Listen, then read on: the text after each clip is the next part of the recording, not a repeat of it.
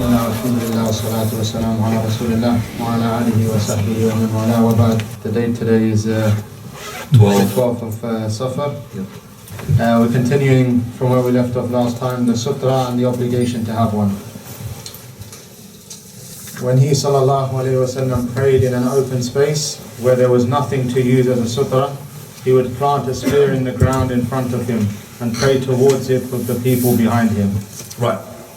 Bismillah ar-Rahman ar-Rahim. Alhamdulillahi Rabbil Alameen. Wa salatu wa salamu ala ashrafil mursaleen. Wa ala alihi wa sahbihi ajma'een. Wa ala man tabi'a hudahum ila yawm ad-din. We were talking 2 weeks ago about the Sutrah, the last class, and how the Muslims at the moment, they are not keen to do the prayer with the Sutrah. And we said the Sutrah is to be taken regardless whether you are praying on your own in a room which is closed and nobody is there, whether you are praying in the masjid, whether it's a voluntary or obligatory prayer, whether you're praying even in the haram, as we have said, and we talked about the haram. We said that these ahadith, they talk more they are directed towards the prayer in the haram more than the other masajid, because these hadiths being triggered from the masjid of the Prophet sallallahu alaihi wasallam. So when the Prophet of Allah said, "La tusalli illa ila sutrah," don't pray except to a sutrah, then we have to adhere to this command and to pray to that sutrah. We talked about also how far you should be from the sutrah and how high is the sutrah. How high the sutrah is going to come inshallah in a minute. As how far, we said it's 1.5 meters from your feet to the sutrah, where you could have your prostration, when his head prostrates. Between the spot of prostration and the sutrah is a passage where the sheep can pass. What's about 0.5 meter or so. So you could say the maximum, almost the width of the stable between your head and between the wall. You cannot just go so close, that is, you could knock your head onto the wall. That's not right. You don't go far away as well to make it not a passage for a sheep, a passage for a camel. Now, he says that even the Prophet of Allah used to pray in a fada. Fada means the open space. And he used to do that also in some of the prayers, not just the voluntary, in the Eid prayer. In the Eid prayer, Prophet of Allah, he would go to the musalla, outside. And there was no pulpit. And he would command for a harba, spear, to be stuck between him and the qibla. In that hadith, it tells us a number of issues. That is, the sunnah is to pray the prayer of the Eid outside in the musalla. Also, it tells us that the person, when he goes to a place where he is away from his masjid, or he's in a journey or a travel, he has to make sure that he is preparing for the prayer. And I say that very often, especially with the brothers who are living in such a country in the winter season. Because when you go out in the winter season, and you know that the fact between Dhuhr and Asr and Maghrib is not that much time. And especially if you're going with your missus, your wife, I shouldn't call her missus, the wife is better. And when you're going with your wife, because Mr. and Mrs., do you understand me? Mrs., that means she's a boss, just like the boss as well, if you understand that word. So with your wife, when you go, you know that the wife, she can't have a lot of spaces for her to pray. It's going to be difficult for her. So you have to make sure, number one, that you traveler, you have something like water at the back of your car. Number two, you have a prayer mat. Number three, you have something in order to see the direction. Because you cannot really figure out the direction by the sun, which is hardly can be seen in this country, especially in the winter. Or you cannot go and stop somebody on the road and say, "Where is the qibla?" He's going to tell you what you're talking about. Also, to train yourself that in such situation where there is no tools available at hand, which is like the compass or your smartphone, whether you have these things, then you can well train yourself that the satellite dish. Most of them, they're not towards the qibla, taken from qibla, but they are actually towards the hotbed, and hotbed is actually not really far away. Just look at that satellite and just turn slightly to the left. That's the qibla for you. Right, so that is as well another way of figuring out the qibla. So you have to have this. So the Prophet of Allah is to prepare himself and bring aniza, because it's difficult as well to find stones in the desert, to find sand. There's no harm for you to bring stones and make them a pile and to make it like a sutra. But if you have a spear, the spear is handy for everything. In the desert, it's handy, for example, to protect yourself. It's handy to hunt with, and it's handy as well to put it in the ground. It's very easy because it's pointed end, and it will go easily, it will be stuck into the ground and for you to offer the prayer. So these days, mashallah, there are things I have seen that it have all of these three things, which is a prayer mat, and it's matte, not decorated, and also it's a compass, and at the same time it's got like a stick, because the stick is stand up and pray towards it. So that's mashallah, 3 in 1.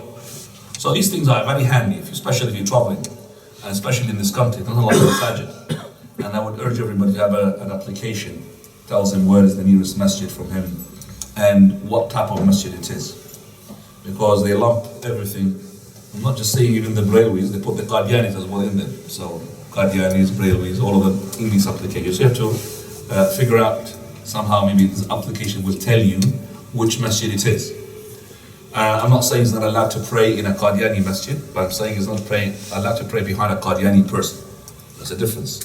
It's not allowed to pray behind a Brailwi imam, but it's allowed to pray in a Brailwi masjid. So you don't have to him as an imam, you can pray on your own. As for the Nabandi masjid, it's no problem.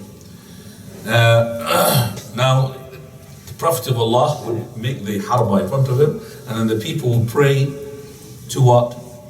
To him. That means he is the sutra. Prophet of Allah is the one who's required to have the sutra. That means the imam. As for the rest of the people, there is no sutra for him. What is sutra for the imam is sutra for the people. It's not a hadith, but this is the principle. Has been derived from a number of hadith that the imam is required to have the sutra, not the people behind. So, for people to pass in between the rows, it's not allowed for anybody to stop them, because it's not a sutra, the front row in front of you. The sutra is the imam's sutra. So the imam, he has to make sure there's nobody passes between him and that spear, whatever is taken as a sutra.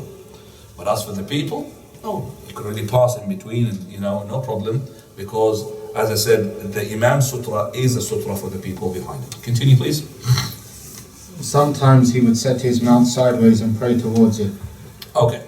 Sometimes he would set his mount and he prays towards it. The mount usually is here, the camel. But you could have the horse, but the camel is more of practical to pray towards him. The reason behind this, he says, Kana yu'arrad. What does he translate it? He was to put it what? He still use the camel how? Sideways. Sideways, it means he's not praying to the front of it or to the back of it. And it doesn't mean that he's standing up. He's actually what? Kneeling down. And when the camel kneels down, it's a sutra for more than one person. It's massive. So he goes down. So it's not really praying towards the leg of the camel, because the leg of the camel is movable.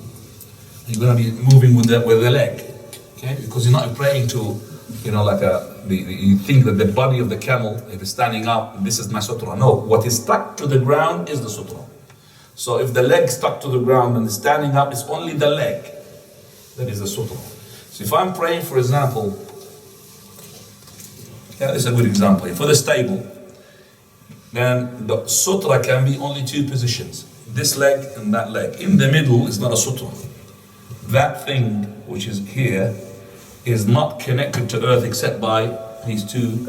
So that is not considered a sutra unless there is something hanging down, like maybe just a piece of cloth. From there to this, then it will become a sutra, but it's not high enough anyway. But let's say that this piece of wood connecting and joining these 2 legs is somewhere here. You put some sort of a piece of cloth or a towel, then it becomes a sutra. But because you think it is linked from the sides here, that this thing is a sutra where it's not connected to the earth, you're wrong. So this is as well can be very easily seen if you're praying towards, like, let's say the goal. The goal in the playground. You've got 2 posts and then in the middle joint. So you can't pray in the middle because of that joint is connected to you have to pray towards that post or towards that other post, and that's it. Otherwise, it's not allowed to pray like that. It will not be considered to be a sutra. So when the camel kneels down, camel's settled. So you could pray towards it. So it's allowed to pray towards the camel. And it's also allowed to pray close to the camel, because you're going to be close to the camel. In your head, it's only, as I said, a passage of a sheep between you and the body of the camel. And that is different. Continue, please. But this is not the same as prayer in the resting place of camels, which he forbade. Okay. And this is different from praying in the camel stables, in the places where the camels are. Because the Prophet of Allah prohibited us to pray in 3 places. They are, number 1, the graveyard. Number 2, the toilets. And number 3 is the places where the camels are. So the places where the camels are is not allowed. Whereas the places for the stables of, for example, let's say the barns of the sheep, no problem. The stable of the horses, no problem. But it's only the camel. Why? Allah Ta'ala A'lam. Why? But the Prophet of Allah, he said, it is a place where the shayateen, place where the jinn. It's not the shaitan, is the camel. No, the camel is a good actually animal. Prophet of Allah, he described the camel of number of characteristics. Even the believer is like the camel, he said. So believer is like the camel. The camel, wherever, so that character of his, wherever you take the camel will go along. He will not resist whatsoever. And that's what the leader should be. When you take him to Qala Allah, Qala Rasulullah, he does not resist. Whereas the horse, you have to train him. Sometimes the horse will pull you back, and sometimes will harm you. So the camel has got this character. So you follow. Just as soon as you drag him a bit, it goes along with you. Al-mu'minu kal-jamal al-anif. The one which is, mashallah, it goes along with you. There are animals which have good characters in them, which Allah's Messenger had described the believer like that animal. But there are characters in some animals which are no good. So if we talk about, for example, the fox, it's got the slyness of the fox, and the sly is not good. If we talk about, for example, the snakes and the scorpions and the rats, those are bad animals. Okay, so some animals got bad characteristics. So some animals can be as well as a nickname for a human being. Like Prophet of Allah had given the nickname for Hamza is Asadullah, the lion of Allah. Why is the lion of Allah? Because it's like the carriage. You know, you call about lion, talk about carriage. Okay? So the person is called carriage. And also Abu Hurairah was nicknamed the one who is the owner of the kitten. Kitten is as well good animals. But you never should call a person the dog. As soon as you see the dog, naturally even speaking, even those people who love the dogs and the little poodles or whatever they have in their beds, they don't like to be labeled dogs, do they? SubhanAllah, it's because it's natural. It's a nature in the human being. It's an instinct, I should say. You've been built with it. Regardless of how much you love your dog, you don't want to be called a dog.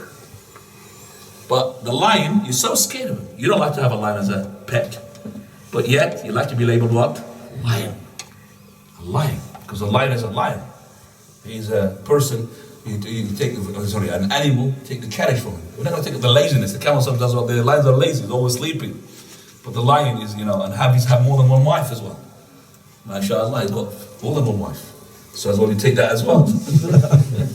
Man enough to have more than one wife. Right, praying in the camels is dens, or camels, stables, is not right because they are places for shayateen. And by the way, the camels are made of what the jinn is made of. They're made from what the jinn is made of. And that is only for the camels. Allah Ta'ala a'lam how. And Prophet Sallallahu Alaihi Wasallam also. And sometimes he would take his saddle, set it lengthways, and pray towards its end. The reason sometimes why he takes the saddle, and taking the saddle is not something easy. Either to take the saddle because of you want to relax the camel, because the saddle is a bit heavy. Or because the camel is standing up and you can't use him as a sutrah. So you take, as it is being said by Abdullah ibn Umar, the Prophet of Allah would pray to the camel when he's kneeling down and make it sideways. But if he's standing up, he will take the saddle, put it down, and the saddle, by the way, is something which is big. I don't know if you've seen the saddles of the camel. It's got like a hook. The Indian, people, they're very good in having this little stick in the middle, and they put their foot around it. I don't know if you've seen it, like they bend their legs around it. This is their custom, the Indians.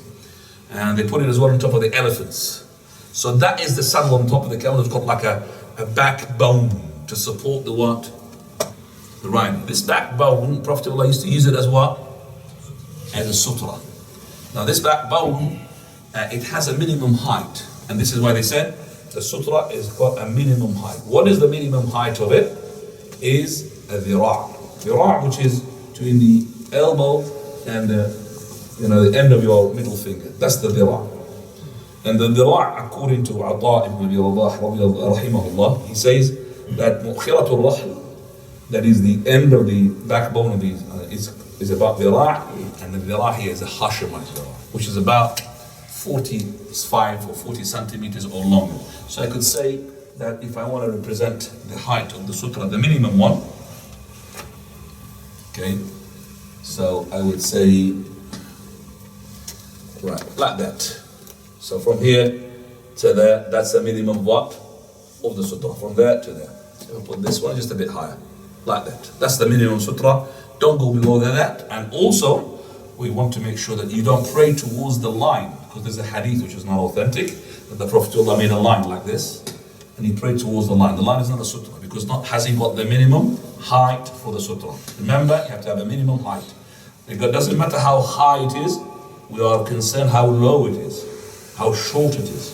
It cannot be shorter than the backbone of that saddle on top of the camel. Go ahead. Please. He would say, when one of you places in front of him something, such as the stick on the end of a saddle, he should pray and not mind anyone who passes beyond it. Right. So here he says that if one of you put this back of the bone of the saddle, he should pray towards it, and he should not really care about what passes what beyond it. It does mean here that we should care about the one who passes what? In front of it. That means between you and that backbone, and that sutrah. So if I'm praying towards, let's say, the wall, or towards the leg of the table, I don't worry about persons passing, behind the table here, because I'm praying towards the table. If I'm praying towards the wall, I don't mind anybody pressing behind the wall here. I don't mind. If I'm praying towards this, stand from the microphone, I don't mind if the brother here praying towards the Khalifa is towards this the stand. So if our brother here, Shahbaz, passes in front of here, he doesn't mind. So because Prophet Allah said he would not mind anybody passes between the sutrah, outside, away from the sutrah or beyond the sutrah, but it means that he would mind that is before. What should we do for that person? We should prevent him. Put our hand sign, don't go, don't pass. Second time, give hand. The third one, he could really push him a bit hard, just to make sure that he does not pass. But even if he passes, he does not break off your prayer, as we're going to see inshallah. Go ahead. Once he prayed towards a tree, and sometimes he would pray towards the bed on which Aisha radiallahu anha was lying under her sheet. Alright. So here, Prophet of Allah, he is taking a number of ways in order to provide a sutrah. This is as well to envisage and improvise. So if you are in a desert, you have this spear. So if you are in the house, you have the wall, you have the leg of the table of the bed, because he says he prays towards the bed. And the bed, either it is stuck to the ground like a mattress, that's no problem, but the mattress has to be high, or it is actually got legs. And the Prophet ﷺ's hadith tells us that the Aisha's bed had legs as well, because there's to be things about hiding underneath it. Prophet ﷺ one day, that he had Jibreel as-salam did not come in, and then he saw him outside. So what did you come? There is a Jew, small little dog inside, underneath the bed. So if it is a mattress stuck to the bed, it cannot be having what? A dog underneath. So it has to be some sort of space underneath the bed. So if it's got a space, that means that bed, it has legs. So the Prophet ﷺ was praying towards the legs of the bed. Okay? And the room of the Prophet ﷺ also, it is not really that big. It is so small that sometimes when Aisha, she's sleeping, she has to move her foot away for the Prophet of Allah to prostrate and have a full prostration. That's how tight it was the room. Now, also he stood to pray towards the tree. And that is what's seen in the Battle of Badr, where the description was from companion Anas radiallahu anhu. He said in the Battle of Badr that everybody in the Battle of Badr, he was asleep during the night, just the night preceding the first battle between the Muslims and the Kuffar. Everybody was sleeping except for the Prophet of Allah. He was underneath the tree, praying towards the tree, making dua until Fajr. All the companions sleep except for the Prophet of Allah. He's underneath the tree, one of the narration, and one of the narration says, praying towards the tree. So the tree trunk, basically is what? Is a sutra. And he was making dua that Allah subhanahu wa ta'ala grant him the victory until the Fajr. And he's saying, oh Lord, if the group of ours here is to be defeated or to be killed, he will not be worshipped on the land. Oh Lord, give us the victory. Oh Lord, give us the triumph. So here the Prophet ﷺ was praying towards the tree. Now, continue please. He sallallahu alayhi wasallam would not let anything pass between him and his sutra.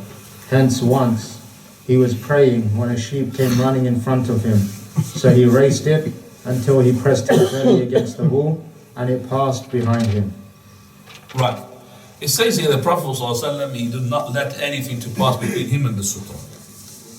And then he mentioned from that is the sheep, because anything you think is maybe just a human being, but even animals. Now, animals here, that, the animals are that is the animals which you're able to prevent. It's not animals that you cannot prevent. For example, it's a little ant. You're not going to prevent the ant passing between you and your sutra. Okay, it's an animal, isn't it? So you're going to be having an ant detector there or something? You can't.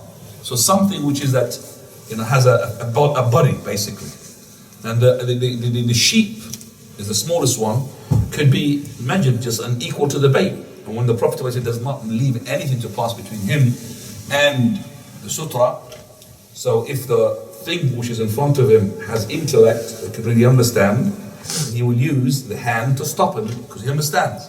But if he hasn't got that intellect to understand, then the Prophet would use other methods. So one of these things, which is a sheep. Sheep now, it is not a sheep that is being trained. They have to go and tell her like this and the sheep would stop and go reverse back. So the sheep, basically, the Prophet of Allah, he had made himself to go forward. And for those people who are shepherd, they know that when you move, the sheep would what? Jerk back. So the Prophet, he moved forward so that the sheep would not pass through. But she's still stubborn, that sheep. Wanted to pass. And Prophet of Allah goes forward towards the stand or the wall. And the sheep's still going until that, completely she had this, mind of passing through. So the Prophet of Allah had to go and walk and stick his belly to the wall. That means to the sutra, where he's been taking it, in order for that sheep to pass what? Behind him. So look at that, he's treating the sheep that it will affect the prayer. It should not pass between you and your sutra. That goes as well for the children. The children who are, the ones that are so young, they cannot understand okay? So you could hold the child, no problem. As long as he does not pass, it's no problem. You could hold the child if you wish. That's another way of making the child not to prosper in process. You could go in front and walk towards your sutra, because remember, your sutra is not far away. It's only 1 step, 2 steps, you are to the sutra. And make the child what? Pass behind it. So don't let the children pass between your sutra. Prophet of Allah, yes, one day he was on prostration and Hassan and Hussein was on top of him, but they did not pass in front of him. They were on top of his neck. It's no problem to pass behind him. No problem to play behind your back, but not in front of you. Okay? So not in front of you. That is important. That we treat the children according to what they are capable of understanding. So they're a bit older, like this child we have here. So I've seen this, the child playing these things. Run away. Run away. That's a child. So that child, for example, you teach him. There he is, my child. You teach him, you can't pass between me and my sutra. And he will, I will do the same thing for my brothers and sisters. So if they start now doing like this, I will be a game for the children as well. They like it. Don't pass in front of my sutra. So that's as well to teach the children. Now, also once, while praying an obligatory prayer, he clenched his fist during it. So when he had finished, the people said, O Messenger of Allah, did something happen during the prayer? He said, No, except that the devil wanted to pass in front of me. So I strangled him until I could feel the coldness of his tongue on my hand. By Allah, had my brother Sulaiman not beaten me to it, I would have tied him, the devil, to one of the pillars of the mosque, so that the children of Medina could walk round him. So whoever can prevent something intervening between him and the Qibla, he must do so. Right. This is a hadith which is a mighty hadith. We understand that we can have lots of benefit out of it. First of all, the Prophet of Allah, he says one day he had prayed a maktuba, means an obligatory prayer. While he was praying, he did like this, Dhamma yada, which is what? He has strangled something, he caught something. So he was behind him, some companions. After the prayer is finished, he said, Messenger of Allah, is this something new for us? That means, are we going to be praying and doing like this as well in the prayer? He says, is it part of the prayer or not?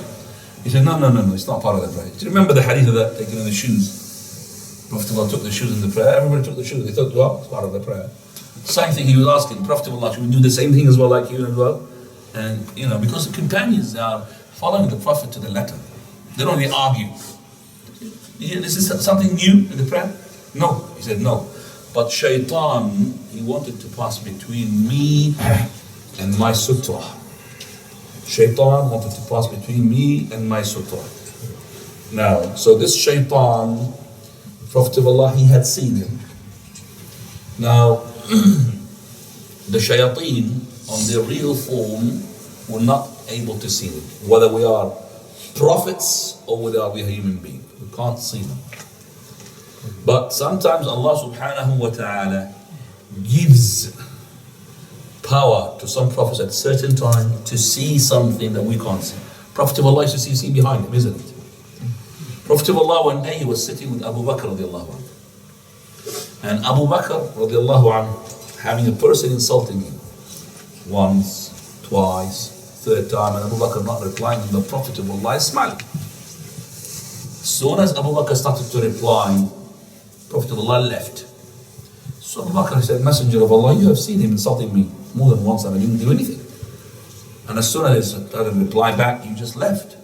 He said, verily, O Abu Bakr, Allah subhanahu wa ta'ala sent you an angel to defend on your behalf. And this hadith is sahih. So every time that he insults you, he says, you, it's not you. So he bounces it back, it's like a shield, bounces it back. And as soon as he wanted to reply back, which is his right to do so, Shaitan came. Why Shaitan came? Because he wants to explore the matter. And he wants to exploit the situation as well. By saying, move. Have this stone, hit him with it. So the Shaitan provokes you to do more than what you are entitled to. So if he said to you, you donkey, you're allowed to say, you donkey as well. But when the Shaitan comes in, donkey and pig. You donkey and pig. I'm pig. And then start, So you're not allowed to exceed the insultation. And that is why the Prophet of Allah, he said, that is from the thing that is not allowed for us to do is to curse our parents. Messenger of Allah, how can a person curse his own parents? لَعَنَ اللَّهُ مَنْ لَعَنَ وَالِدَيْهِ. Allah curses the one who curses his parents. Messenger of Allah, how can the person curses his parents? It's a curse, you can't curse it. But he said, yes, he had cursed or he had insulted the parents of someone else, and that person cursed back your own parents. So this is an indirect way of cursing your own parents. You have insulted or cursed the parents of someone else, and that person, as a retaliation, he cursed back or he insulted your own parents. So don't do that. So the Prophet ﷺ, he was asked, is there anything happened in the salah when he was praying? Is there anything happening in the salah? He said, no. The Shaitan wanted to pass between me and the Sutrah. Now we can't see the Shaitan. The Prophet of Allah, he was able to see the Shaitan. I haven't continued the story as well. Abu Bakr radiallahu anhu, when he said that, when he insulted back, Shaitan came and the Prophet of Allah left, and he said, verily, it is not fit for a prophet to be with the Shaitan at the same time. So he saw the Shaitan But Abu Bakr did not see the shaitan. Prophet of Allah, he saw the shaitan, but the companions behind, they saw only that the Prophet of Allah, he had grabbed his hand like this. They don't know what has happened. They haven't seen anything in between him and his hand. So, but we could really see here that he said, I have choked him. So, it's like wrestling the shaitan. I have choked him. And to show you that the shaitan is not what you think. People make him really scary, you know, with horns as well. And no, if you just say Bismillah, A'udhu Billah, he goes really like an ant. But you start to insult him directly without cursing by the curse of Allah, then the shaitan will get big. Oh, big like an elephant. Why? Because he made you provoked. That's what he likes. But if you seek refuge in Allah, he goes little like an ant. So he said, I have strangled him. So that means the shayateen, which are part of the jinn, are creation. So they can be choked. Actually, we know about them, they can eat and they drink. That is why the Prophet of Allah, he said, every bowl, every food you say Bismillah on it, then this bowl will become the food of the jinn. They will come, they mention Allah's name on it, and returns back as it was. Whatever you had Kentucky chicken, they'll have Kentucky chicken as well. Some people say you're not allowed to eat the bones because they are the food of the brothers. Who said that, brother? You're allowed to eat whatever you like. Don't worry, the jinn will not be starving if everybody had eaten the bones. So if you like the bone, eat the bone. People think not allowed to eat the bones. They try to be clever and smart, saying these things. Who said that to you? And also, the shayateen and the jinn, we know that they eat, but they are not like us maybe in terms of how we digest the food and how we be affected by the food. And I'm saying this because it's narrated in Akhbar al-Hamqa wal-Mughaffaleen, in a book which is made by Ibn al-Jawzi about those people who are stupid, okay, fool. But this man, he was seen eating salty food, very salty. He does not mention Allah's name. Then he runs to the water and he drinks and he says Bismillah. Why do you do this? Then I'm torturing my shaitan. Why are you torturing my shaitan? He said, well, every time I eat salty food, I don't say Bismillah, he eats along with me.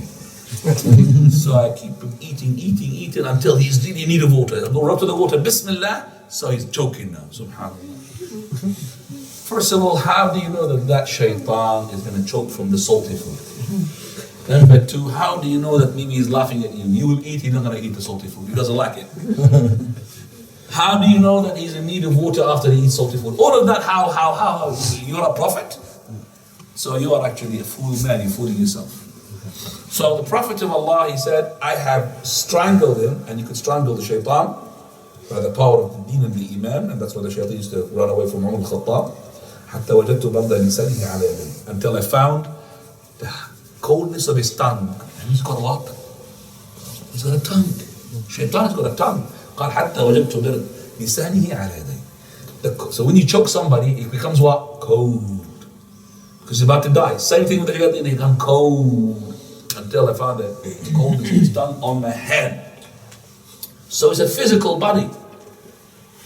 Abu Hurairah saw one of these shayateen. And he was in the form of almost a human being, but it's different in terms of it's got hairy skin. So when he touched him, he said he was about to steal. He's a thief. That particular shaitan is a thief. But the Caesar, he caught him and said, is this a human being hand or something else? So the hand was different from the hands of the human being. It's got like hair, fur on top of it. Is that human? And then he said, I am from so and so and from so and so. I've got children, please let me go. Okay, let him go. So he was talking to him as well. So he's able to talk. But the Prophet of Allah here is seeing something that nobody can see.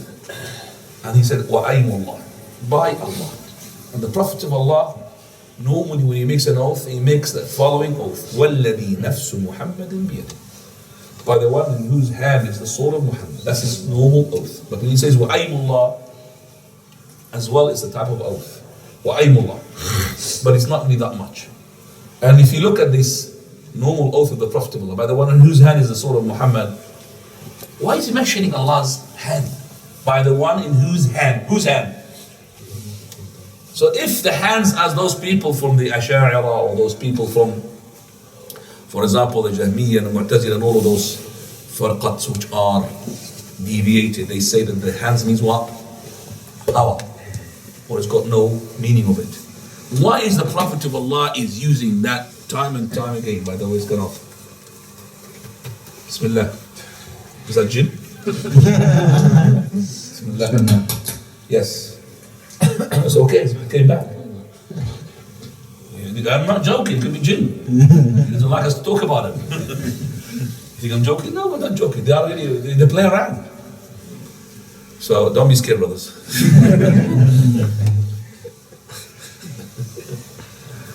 Allah Mustafa. What was the last thing they said he was talking about? وَالَّذِي نَفْسُ مُحَمَّدٍ بِيَدِهِ. Prophet of Allah, if he had wanted to teach us that the hand means power, would he use that phrase all the time? By the one in whose hand, the power of Allah, in whose hand is the soul of Muhammad. So the soul of Muhammad is in the power. No, hands, he's using the hand. Allah has got a hand suitable to His Majesty. A number of times, the Prophet of Allah using this to confirm Allah has got a hand and He's speaking with the most eloquent speech. If it was the power, He would have just said the quwwah. He would not say the hand. Yes, the hand has got a meaning of power, but a hand is what is a hand. So His hand means a power and also is a hand. So وَالَّذِي نَفْسُ مُحَمَّدٍ بِيَدِهِ. Then He says, لَوْلَا مَا سَبَقَنِي إِلَيْهِ أَخِي سُلَيْمَانَ. The usage of لَوْلَا. How did it be? Low. And this is something which is in the past. Lawla this, I would have done this. So there is a usage of the law in the past if it is to do with something that is 100% will take place. That had it been that my brother in what? In Islam. As the Prophet ﷺ said, we, ma'shar al-anbiya, abna'u illat. We are the prophets, the son of, we have like one source, which is the father, and different mothers. Different what? Mothers. So he's my brother. He's a brother in the deen, brother in religion. My brother Sulaiman, alayhi salam. Had it been for his, he had preceded me with what? He preceded the Prophet of Allah with making a supplication. This supplication you find in the Quran. For example, in Surah Sad, where Allah subhanahu wa ta'ala talks about Sulaiman alayhi salam, he said, قَالَ رَبِّ اغْفِرْ لِي وَهَبْ لِي مُلْكًا لَا يَنْبَغِي لِأَحَدٍ مِّن بَعْدِي. O Lord, forgive for me and give me a dominion, a rulership. مُلْكًا لَا يَنْبَغِي لِأَحَدٍ مِّن. It's not going to be given to anyone else apart from me and after me. And that is why Allah subhanahu wa ta'ala had given him the command of the wind, and has given him the command of the jinn. He used to work 24/7 for him. He's got the command of the jinn. So because he's got the command of the jinn, so that is left to Sulaiman alayhi salam. He said, I would have, if it hadn't been for his supplication. And also, Sulaiman alayhi salam made another supplication. Prophet of Allah in the hadith which is narrated in Sunan Nasa'i and Muslim Imam Ahmad and others, that he said, the Prophet Sulaiman alayhi salam, when he finished building the Bayt al-Maqdis, and here building means re-maintaining, because it's built by Dawood alayhi salam. Yaqub alayhi salam. Sulaiman, when he finished Bayt al-Maqdis, he made 3 requests, 3 supplications. And Prophet Allah said, he asked for a dominion, a rulership, mulk, which is not to be given to anybody else after him. And he's been given that, which is the jinn and the shayateen and also the wind and others. And number 2, حُكْمًا يُصَادِفُ حُكْمًا. That is a judgment that would coincide with the judgment of Allah. And that took place as well. When 2 women came, and there are 2 sisters, each one claiming that that baby is hers. So there's a baby, there's 2 women, there's 2 sisters. The older sister and the younger sister. And each one is claiming that this is my baby, this is my baby. They went to Prophet Dawood alayhi salam. He judged, which is the father of Sulaiman. He judged for that baby to be for the elder. They went to Sulaiman alayhi salam and they asked who did it belong to. So Sulaiman alayhi salam, he said, bring me the knife. So he's about to kill the child, but he doesn't want to kill the child. And as soon as he wanted to kill the child, the younger one from the sisters, she said, no, it's not mine, give it to her. So he said, it's yours. Because it's a mother, she will not she would rather give the baby rather than to having him to be slaughtered. So she said, no, it's not mine, it's yours. So she said, it is yours. So that is the judgment that Allah subhanahu wa ta'ala had given to him, and which is a judgment which coincides with the judgment of Allah. The third one, that any person goes to the Masjid al-Aqsa and doesn't go to it except for praying in it. It's not for looking at the decorations or tourism, just to go to pray there. And you don't go there unless it is under the control of the Muslims. Don't go there, brothers, because it's under the control of non-Muslims, and you're going to be humiliated. You're going to be put yourself onto the wall, put your hands up. You don't want somebody like this to humiliate you. Allahu musta'an.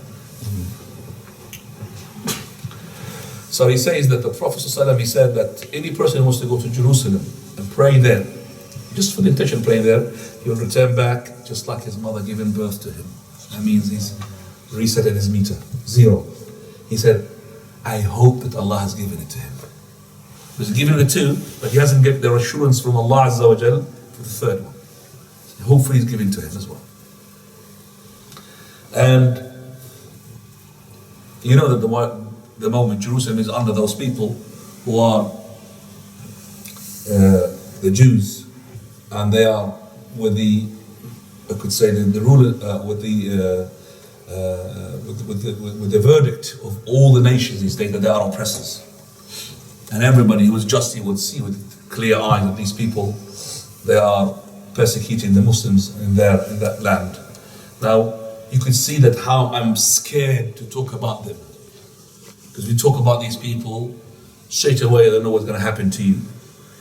And if it is the other way round, these people insulting us, and I couldn't really believe my own eyes that the Rafidah, that they're being given power, I don't know from where, in this country, in the middle of a city, Ilford, to bring big speakers and to insult openly the figures that we, Ahlul Sunnah, which we are almost 1.5 billion, those Rafidah, it's only about maybe 100 million, most of them, not more than that. They're playing the big numbers, 300 million, they're not 300 million. But we are the one, more than 1 billion, Ahlul Sunnah. And we treat Abu Bakr and Umar and Aisha radiallahu anha, those figures, to be one of those mighty figures.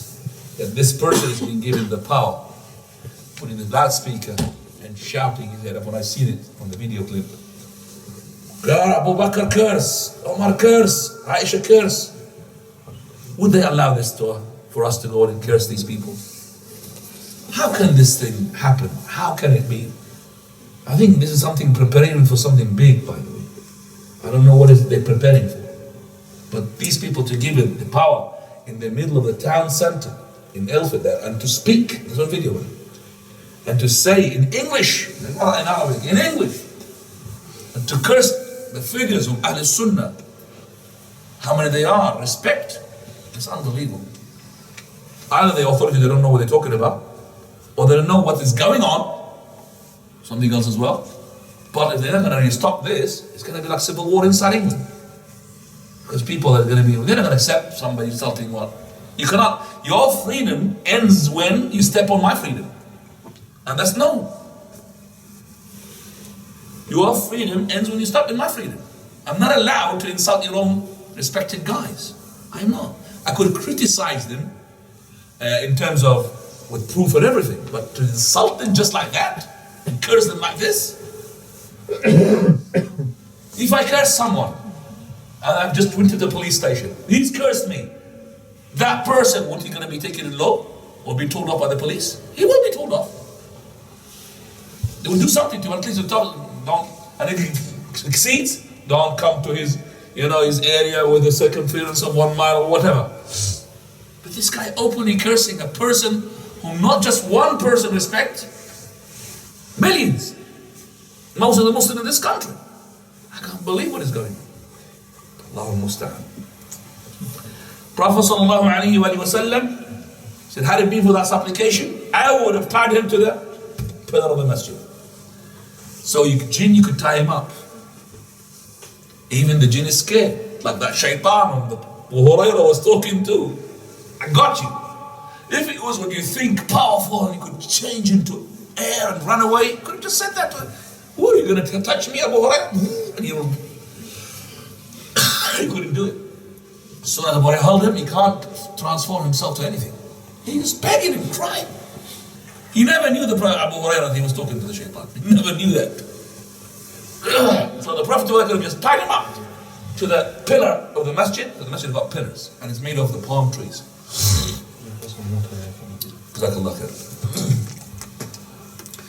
Until the children of the Medina is going to play what?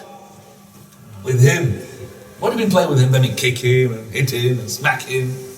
That means they're going to see what? They're going to see him. Because I'm going to hit somebody who can't sing air. So when the Prophet ﷺ, he had choked him, is not seen to the companions.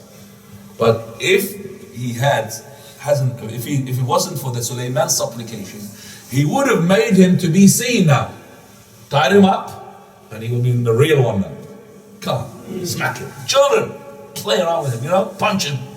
But because, it's for Sulaiman alayhi salam, and he said, verily, any one of you is capable of letting no one to pass between him and the sutra, then let him do so.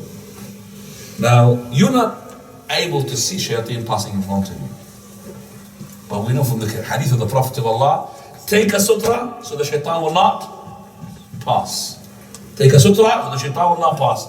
So how can we reconcile? I'm putting this a question here for me to ask the Sheikh. I remember that. كيف نوفق بينه وبين حديث لا يقطع الشيطان صلاة? I've written that maybe 30 years ago. How can we reconcile between this hadith that the shaitan had passed in front of the Prophet of Allah and the Prophet of Allah, he said that take a sutra so the shaitan will not pass. So the Prophet of Allah definitely took a sutra. So how can the shaitan pass between him and the sutra? The only way to explain this, that the Prophet of Allah did not pray to a sutra. And it's before the sutra command. The reason behind this is that he wanted to pass in between my head, in front of me.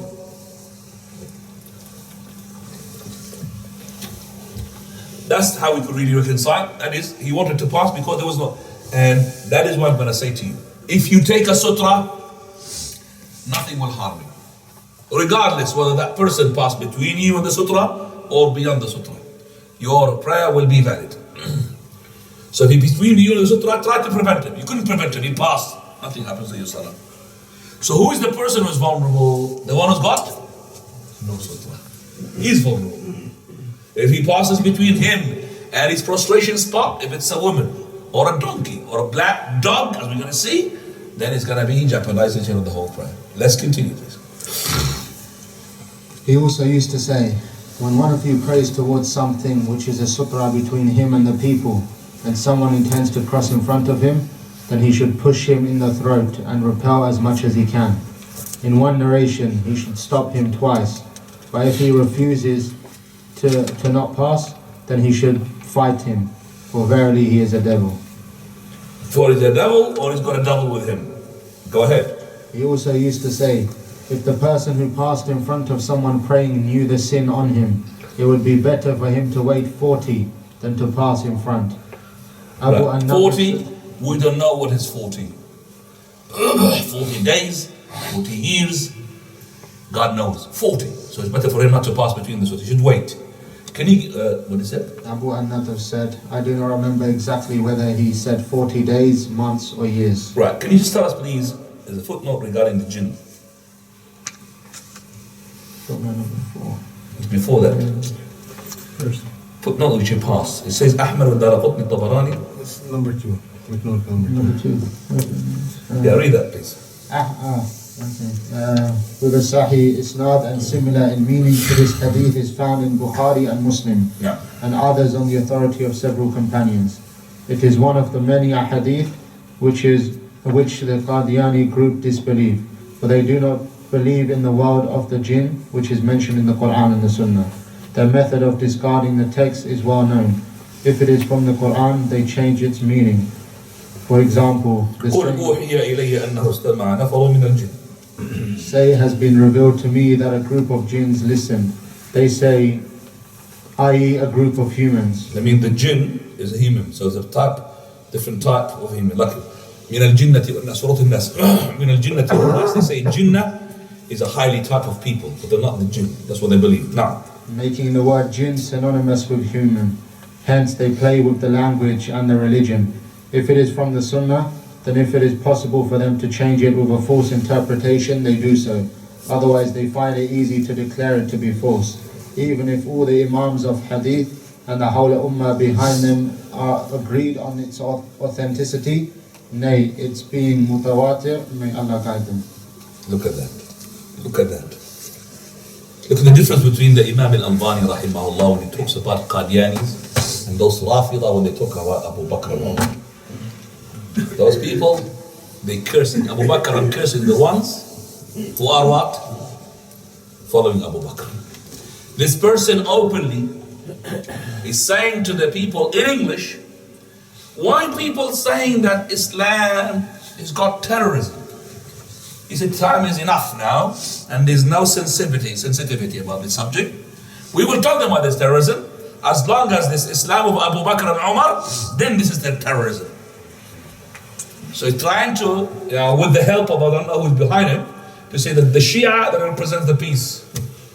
I would like to, to have a big cinema thing behind him, a screen, showing how the Shia hit themselves, and he's talking about this is the Shia peace. And sword, and then they will say, what type of Islam they've got, these people. So he is portraying an image for the Ahl Sunnah that because of, this is, the terrorism is from the Bin Laden and all of those, and ISIS is made by Iran. ISIS is made by global. Wherever, you could see ISIS wherever they go. They don't go to Ahl Sunnah, to Ahl Rafidah. They don't go to the places of the Rafidah. They only go to the places of Ahl Sunnah. So they make it an excuse for other people to come and what? Liberate the land. How do they liberate the land? They expel all these Ahl Sunnah out of their land. And that's dangerous. When they expel them, the land is empty now. They put Shia in them, and Rafidah. So, lots of lands from Ahl Sunnah. Fallujah, well known for Ahl Sunnah.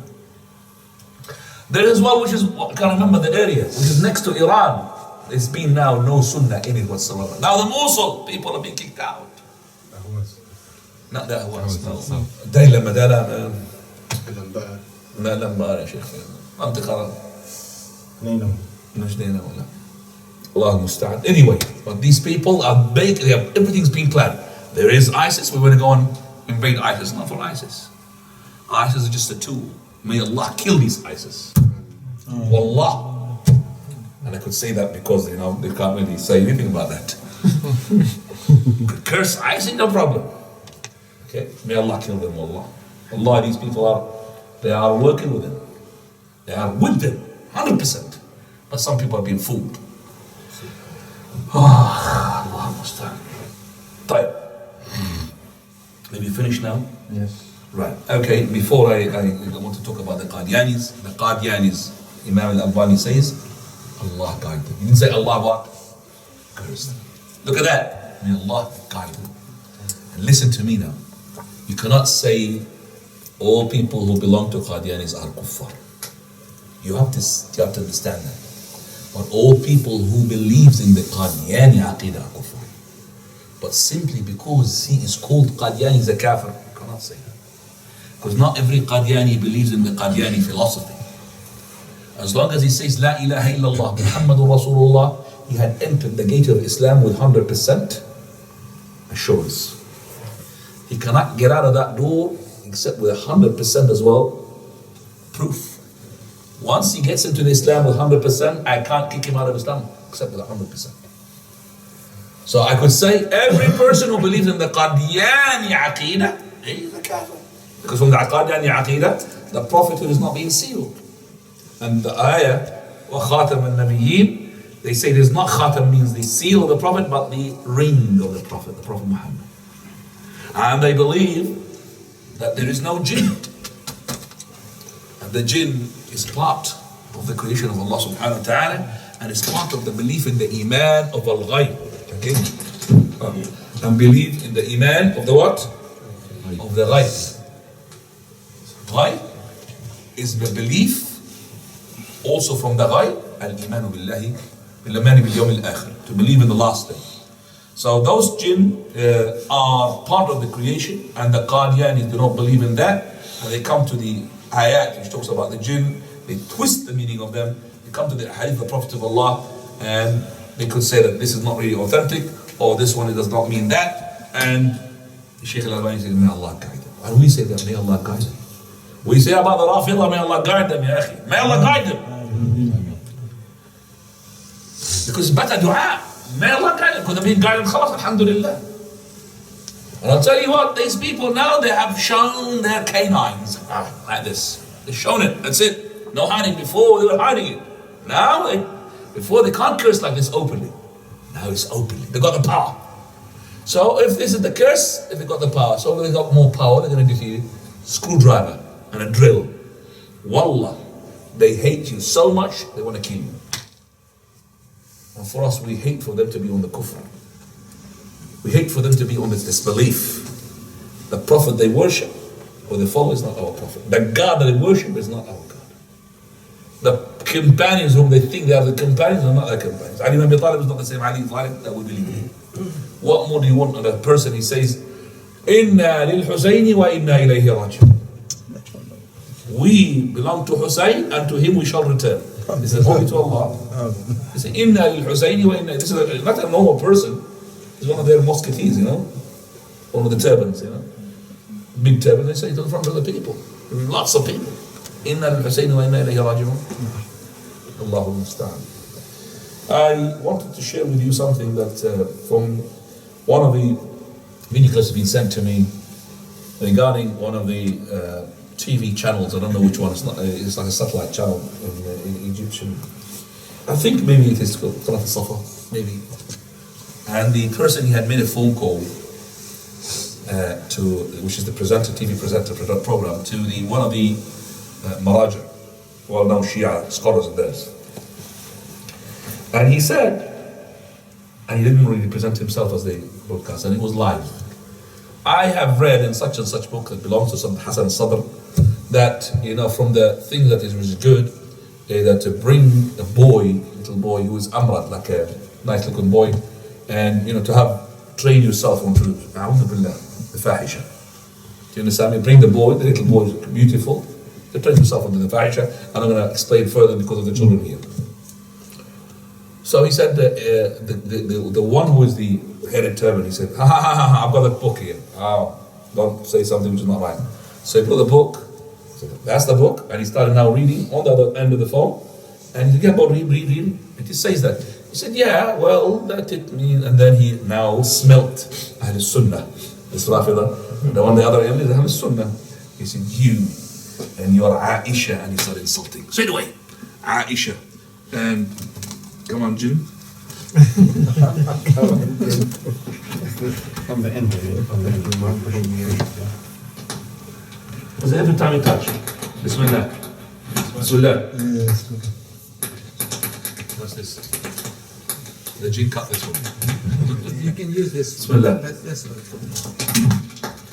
Bismillah. Use mine. Bismillah. Bismillah. I have to put my mouth in it. Doesn't matter. It's broken, by the way. Bismillah. Right, so we.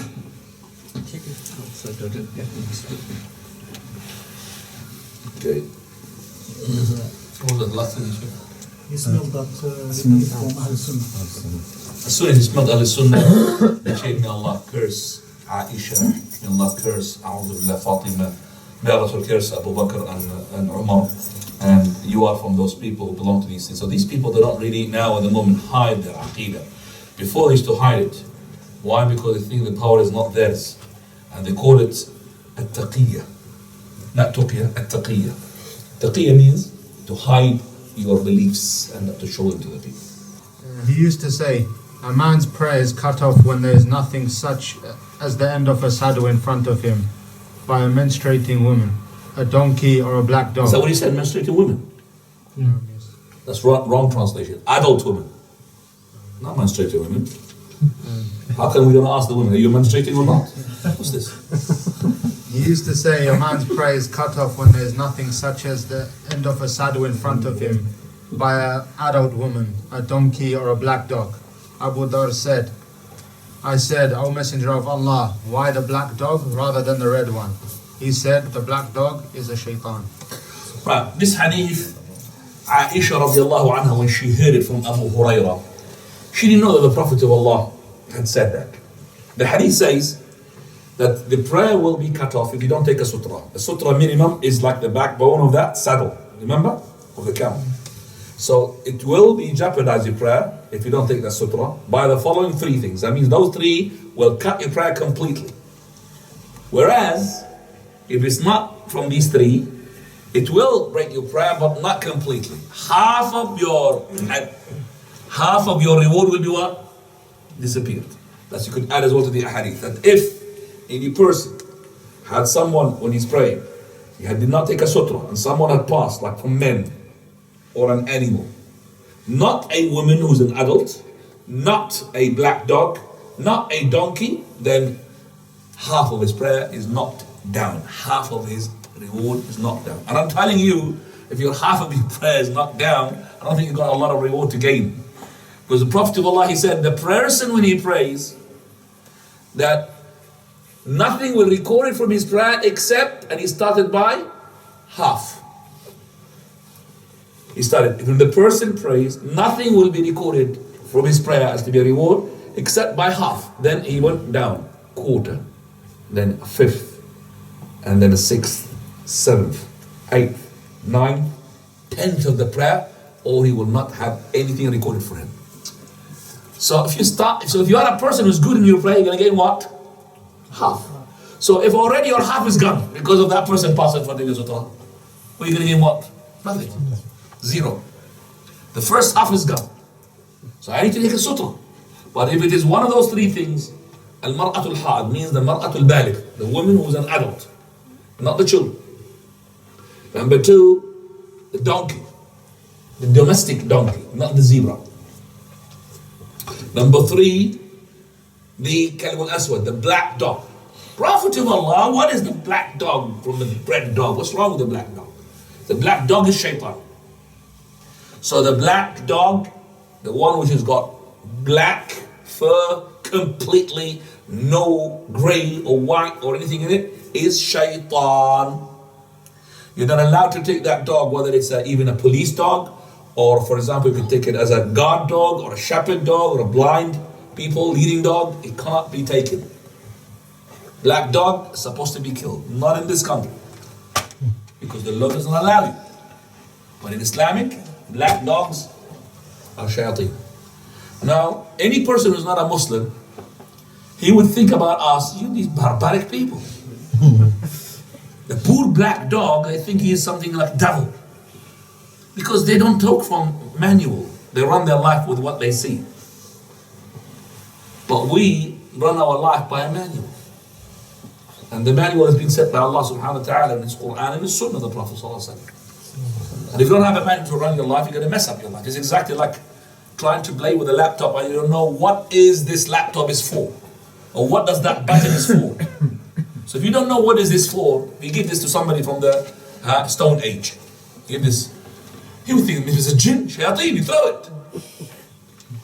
Another person says, oh, it's a good thing to hide things in it. So you can put things on it, close it like that. He doesn't know what is it for. But if you had instruction to tell him, no, this is, you could get lots of things out of it, now he'd learn. And that's how the people, they don't have manual, that's how they run their life. They don't know what is their life for. He might throw himself, just like that person who threw that from the Stone Age, he threw that laptop. Exactly that. Throw himself, because he doesn't know what he's made for. What is his purpose? He doesn't know. So, the women, they get adulthood, when they reach the age of puberty, which is by either a wet dream, or number two, a pubic hair, or number three, 15 years old. Those three are common with the men. The fourth sign for the women, she menstruates. When she menstruates, that means she's an adult.